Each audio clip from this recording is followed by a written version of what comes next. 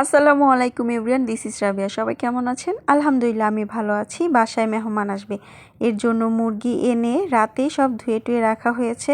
এই তো সকালে খাওয়ার জন্য বউয়া রান্না করা হচ্ছে, আর এইখানে 12 কেজির দুধ দেওয়া হয়েছে। পায়েস রান্না করা হবে। পায়েস হতে অনেক টাইম লাগে, এর জন্য আগে আগে পায়েসটা বসিয়ে দেওয়া হয়েছে যেন তাড়াতাড়ি রান্নাটা হয়ে যায়। আর এইখানে গরু মাংস ধোয়ার জন্য প্রস্তুতি নেওয়া হইতেছে। গরু মাংসের মধ্যে তেমন একটা ময়লা থাকে না, তারপরেও ভালো করে ধুয়ে এর মধ্যে সব তেল চর্বি সরিয়ে ভালো করে পরিষ্কার করে কেটে নিব সাইজ মতো। সবাই মিলে হাতে হাতে কাজ করলে কাজ খুব দ্রুত শেষ হয়ে যায়। গ্রামের এই ব্যাপারটা আমার খুব ভালো লাগে। বাসায় বা বাড়িতে যাই হোক না কেন, ছোট বড় উৎসব বা আত্মীয় স্বজন যারাই আসুক না কেন, সবাই একসাথে কাজ করে আর সবাই সবার মতো করে আনন্দ করে। এখানে কথা বলতে বলতে আমাদের পায়েস প্রায় হয়ে গেছে। এখন পায়েস চিনি দেওয়া হবে। এখানে 1.5 কেজি পরিমাণের চিনি দেওয়া হয়েছে, যেহেতু অনেকগুলো পায়েস। 13 কেজি দুধের পায়েস, আধা কেজি চাল, 13 কেজি দুধ, তার মধ্যে চিনি কতটুকু পরিমাণ দেওয়া লাগে সেটা তো আপনারা ভালো করে জানেন। এরপর গরুর মাংস বসিয়ে দেওয়া হয়েছে, রোস্ট রান্না করা হচ্ছে। সবাই টুকিটাকি করে যে যার মতো কাজ করতেছে। খুব ভালো একটা সময় কাটতেছে আমার গ্রামে।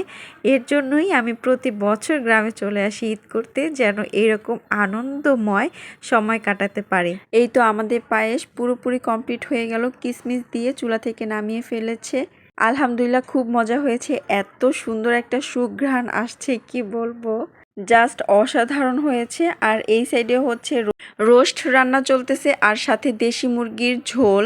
মাটির চুলার রান্নার স্বাদ যেন জাদুর মতো বেড়ে যায়। আমি বুঝি না কেন এত স্বাদ হয় মাটির চুলার রান্না। আর এই সাইডে ডিমের কোরমা রান্না করা হবে।